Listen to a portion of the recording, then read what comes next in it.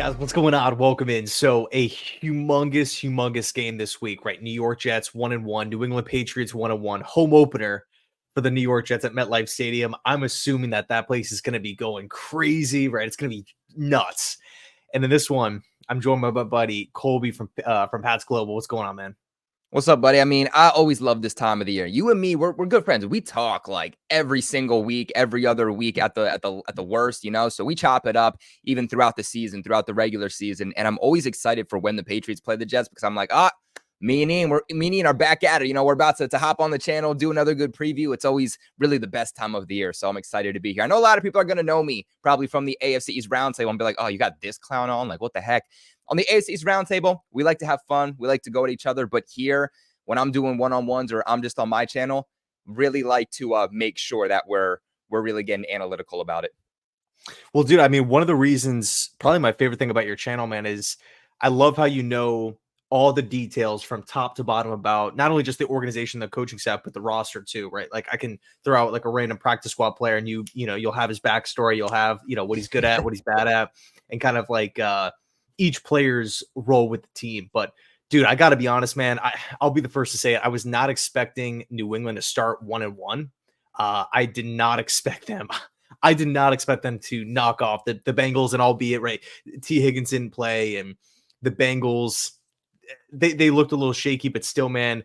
I mean, you got to give credit where it's due. New England freaking had a major upset, and then they pushed Seattle all the way to overtime. Right, another thing I was not expecting. So, from a Pats fans perspective, are you surprised? I mean, a lot of people, you still will go on mock drafts, all over the internet, and it'll have New England selecting, Travis Hunter or picking in the top 3 or, one of these. And it's still early. We do have to take it with a grain of salt, but from what we've seen so far from New England, I mean, they're well coached. They play technically sound football. They're not shooting themselves in the foot. It really feels as though they know who they are and they're playing to their strengths. Yeah, I mean, this team is already very different than it was last year. I mean, I feel like, and it's shocking, under Bill Belichick, you would never expect these things, but shooting themselves in the foot time after time. I mean, they lost 8 games last year by 1 total score, by 1 possession, and it came down to either Mac Jones, Bailey Zappi turning over the ball, or Chad Ryland not being able to make a field goal, not playing good situational football. The problem with the Patriots is that they had the game plan.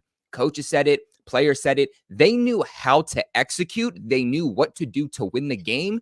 They just weren't doing it, and they weren't learning from their mistakes. Something that we're seeing so far from Gerard Mayo, and people are going to be like, well, it's only 2 weeks, and it definitely is only 2 weeks, but we've also seen this through the preseason, is that when the Patriots have a problem, they are addressing it, they are fixing it, they are moving on and improving, and really that's all you can ask for. Me personally, I said the Patriots would win 7 games maximum when the when the schedule rather came out, and with my record prediction right before the season started, I think I had them winning a total of 6 games. Didn't really know how the team was going to perform without Matthew Judon, without Christian Barmore, kind of centering this team through their defense, which we knew that they were going to do, missing 2 big pieces. How was that ultimately going to come out? And yeah, they definitely exceeded expectations. Like you said, week 1 against the Bengals, I actually said that they were going to win that game. I felt pretty confident that they were. About a week, 2 weeks before the game started, everybody told me that I was crazy. Everybody said, the Bengals are here. The Bengals are a good team. The Patriots are going to get blown out. They were projected to have the largest deficit out of all matchups from week 1. And the Patriots come out there and they don't even let the Bengals tie them. They don't let the Bengals take the lead once. The Patriots were beating the Bengals that entire game. And they played really good football all around. Was it perfect? No, but it's also week 1. People need to understand that the Patriots have a new front office with a new general manager calling the duties. Yep. They have a new head coach. They have a new offensive coordinator. They have a new defensive coordinator. They have a completely new offensive coaching staff. They have a new quarterback.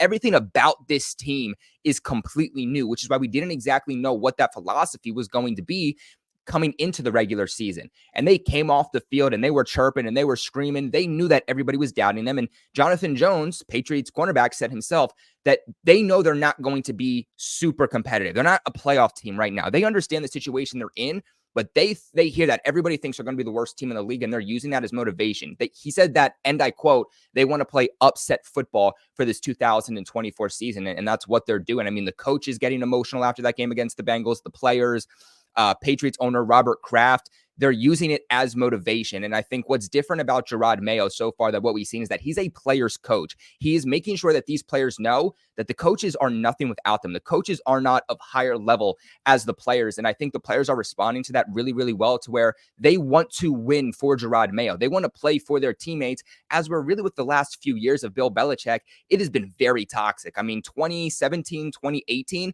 it got really toxic in New England, and it got worse and worse and worse every single year. And we saw that in the locker room. Players didn't want to be there. Nobody wanted to be there. Their report card over the last few years in the NFL that they come out with during the offseason, they've been one of the worst ranked every single year. And right now they're also building up that behind the scenes to make this a place that players want to come in free agency. And, you know, Ian, the way that I saw this is not a Houston Texans, CJ Stroud-like Patriots team, because I thought that was unrealistic. That's an anomaly. I think anybody trying to say, oh, let's do what the Houston Texans did last year and rebuild it within a year, it's not realistic. That's like saying, oh, the Patriots hit on Tom Brady in the 6th round. Forget about taking a quarterback in the 1st round. Let's just start taking quarterbacks in the 6th, because that's where they're hitting. Like, no, it's an anomaly. The blueprint for the Patriots, and I said this when Gerard Mayo was hired, was that it's Dan Campbell and the Detroit Lions. It took them 2-3 years to rebuild, but they did it correctly, to where year 1, they were like a 3-win team. Year 2, the first half of the season, they were terrible. The second half of the season, they turned it on. They missed the playoffs by 1 total game.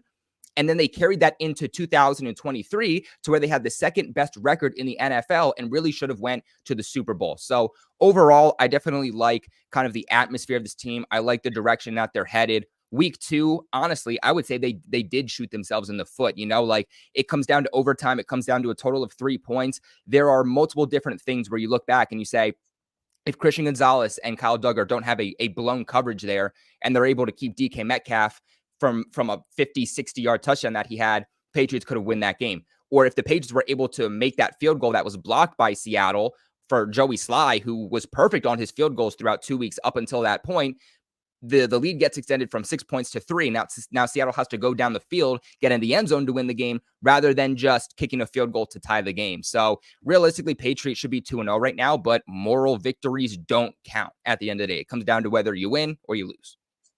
Right on, man. So, you know, you're looking at the Jets start of the season, right? Their first 2 games, and there's been some good, there's been some bad, there's been some question marks, right? And we also have this whole Hassan Reddick. I don't know how familiar you are with the whole Reddick situation, like how many reports, like there's almost like 2 reports a week that come out about this whole thing.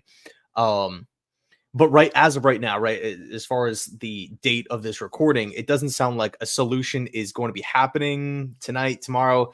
Bottom line, he's probably not going to play against the Patriots, right?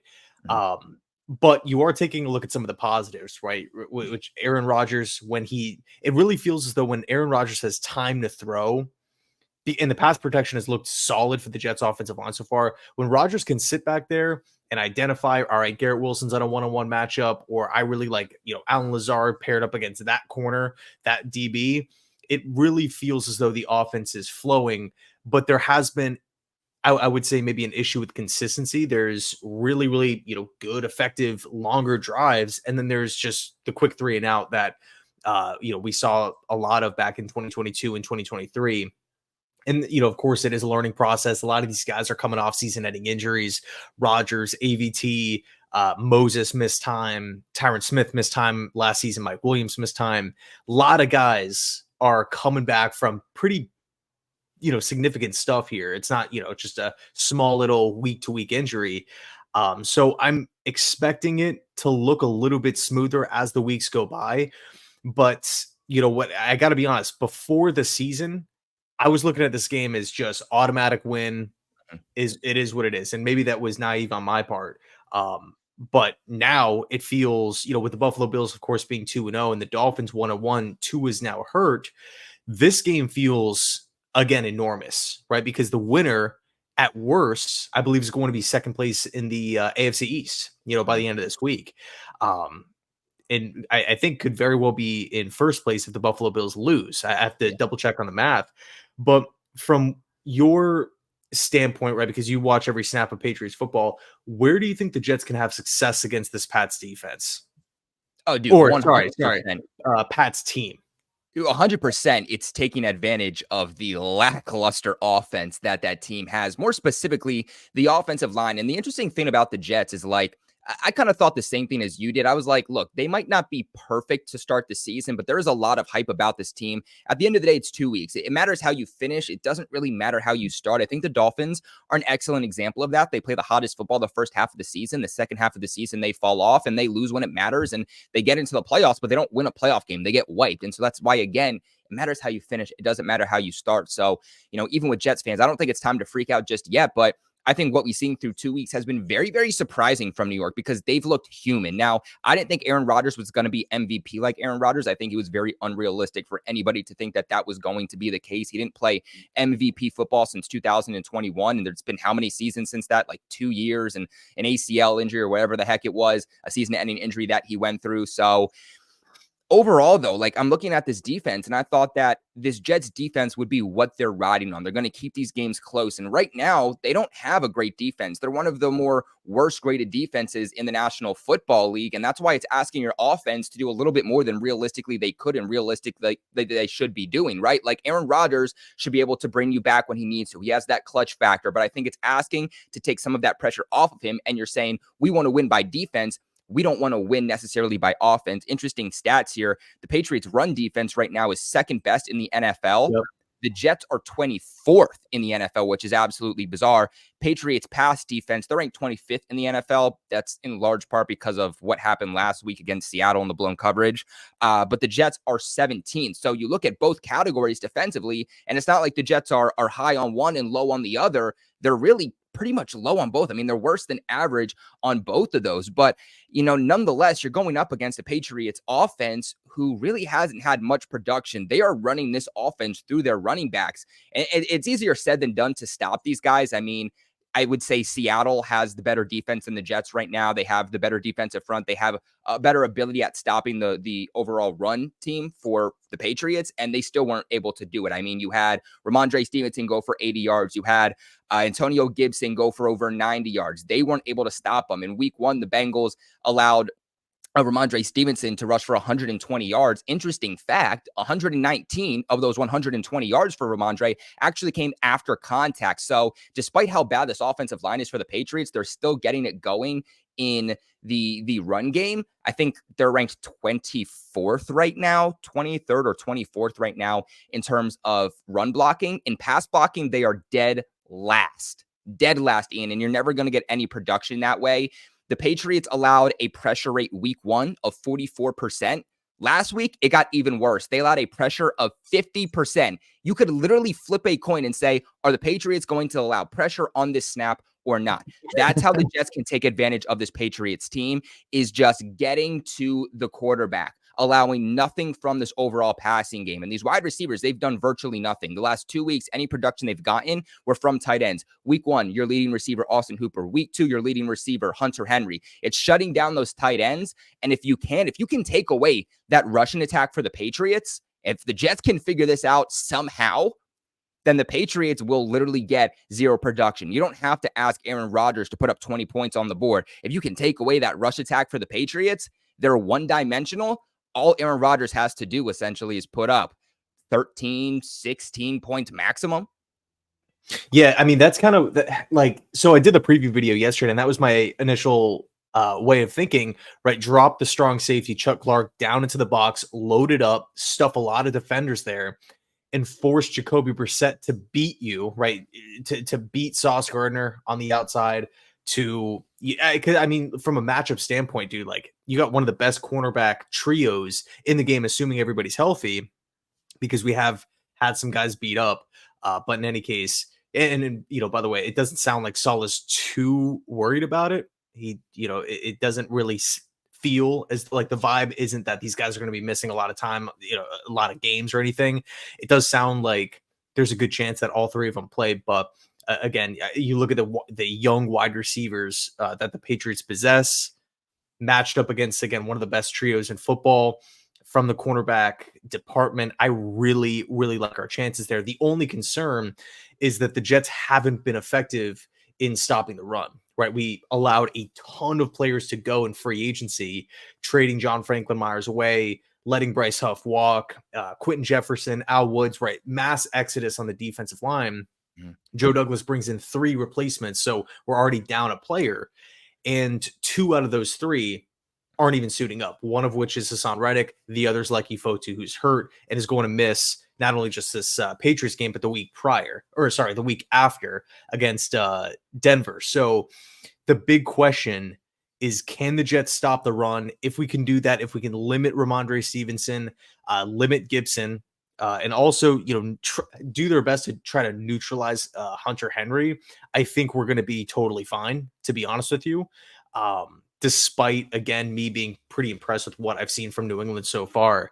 But if you flip it, right, and look at the opposite battle, Aaron Rodgers led Jets offense going up against the Patriots defense, this is where I think things are going to be really interesting, because so far the Jets pass protection has been able to hold up. But to me, at least, the run blocking isn't all that effective. Occasionally we'll break free. Braylon Allen looks really, really impressive, but I feel like that's kind of the bread and butter, right? New England plays that solid defense. It doesn't really feel as though they mess up a lot. And again, it's just a 2-game sample size. But it really feels to me, watching this Patriots team, that everybody knows exactly what to do. They know where they need to be. They know, again, the spots on the field where the required spots that they should be, and things just roll. Things just happen, and that's why they've been so impressive against Cincinnati and Seattle. But what's kind of your take on the Pats defense going up against the Jets offense? Yeah, for me, like I'm really not all that worried about it, just because I feel like the game plan is very simple.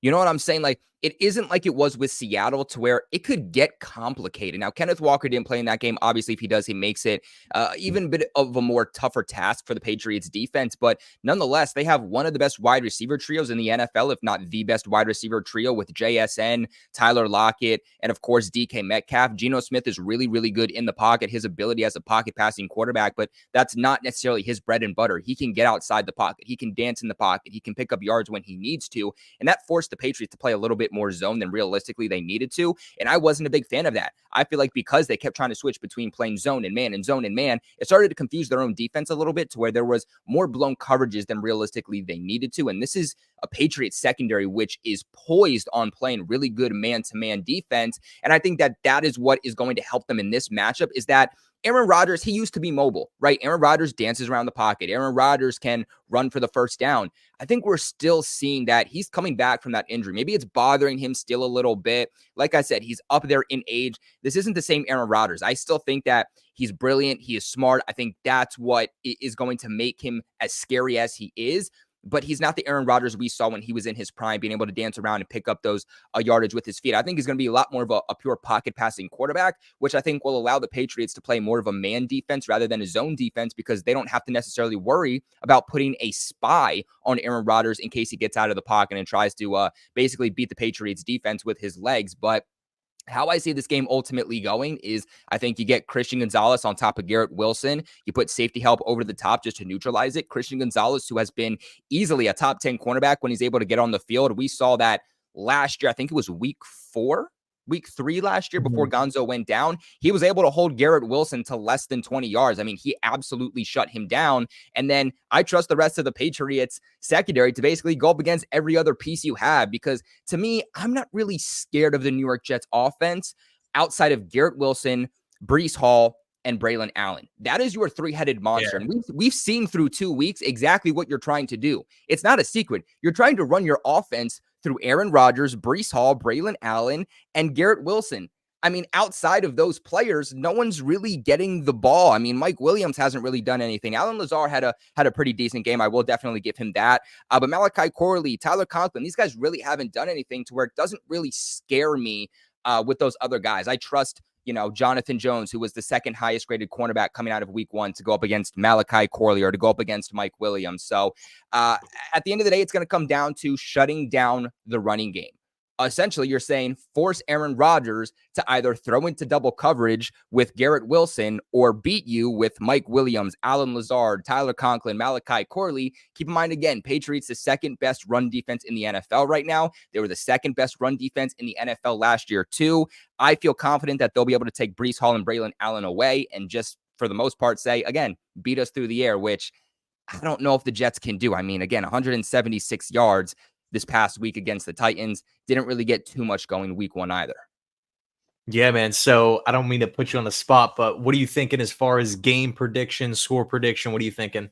Dude, this is so tough. This is so tough because when the schedule first came out, I got a lot of flack for this. I said Patriots will split with the Jets. I said they're going to win week 3 in MetLife because the Hmm. Patriots just they seem to always play well in MetLife. When we beat you guys, we beat you in MetLife. When you beat us in the rare occasion, you beat us at Gillette Stadium. But then I was like, the Jets are going to perform better than I originally expected. Um, Obviously that didn't happen. I was like, the Patriots could start off slow. I think we'll beat you in Gillette Stadium. Maybe Drake May is starting by then, and the atmosphere of this team is different. Now I'm going to switch it up. I think I need to go back with my original thought because I did end up having the Patriots lose this game when I gave my final prediction. But I think the Jets have looked, like I said, a very different team. They look human. And I think that maybe what you guys need is just time because this is a very new team, a very new system. You didn't have Aaron Rodgers last year. There's a lot of new pieces. There's some drama going around with the team. I think you guys just need to recenter yourself. You need to figure things out. And I think that that's going to take some time. The only thing that scares me in this game, which is why I'm very back and forth, because this game could go either way. Patriots lose, I'm not surprised. The Patriots win, I'm not surprised. But I think the biggest thing that could switch this dynamic is how is MetLife reacting. If MetLife is booming, like absolutely booming this week for your home opener, then I think the Patriots are going to lose. But if the Patriots are able to contain it, MetLife starts to calm down. If the Patriots take an early lead, then I think that the Patriots are going to win this game. I feel like when we have games that are this close and they're hard to project, I have to take my own team. So I am going to take the Patriots in this one. I don't feel confident in it at all. I think it's going to be a good matchup. I think it's going to be a fun matchup. I think it's going to be a close game at the end of the day. But I definitely like how the Patriots defense pairs against the New York Jets offense. And it just comes down to Jacoby Brissett having to get down to the field, everybody staying healthy. You know, one thing I'll say is that the offense isn't great, but it's better than it was last year. Jacoby Brissett and this offense put up 20 points last week without any help from the special teams or any help from the defense. Yeah, that's actually pretty insane. But yeah, dude, I appreciate you hopping on, man. It's again, it's cool to always hear your insight on the team and just how this Patriots team has looked so far. Because I mean, really, it's the first time in I want to say like, I mean, I don't even know how long, 20 something. Mm-hmm. Like this is like the new era of the New England Patriots, right? You Oh, guys got your what you hope to be is the franchise quarterback and Drake May. Obviously, we'll probably see him. I would say maybe 2/3 of the way through. yeah. Mm-hmm. I don't know. We'll see how it plays out, but I think Patriots fans really across the world are excited about what they've seen so far, and also where they're scheduled to go too. So yeah, dude, I appreciate hopping on, man. Thanks so much. Yeah, man, I appreciate you for having me on. And you know what? We'll see each other in a few more weeks, and hopefully the Patriots come out with this victory. But nonetheless, I wish you guys the best of luck. And most importantly, no matter how this game sways, definitely hope that everybody can stay healthy on the field. Awesome, man. Awesome. So I appreciate everybody hanging out and watching. And as always, go Jets.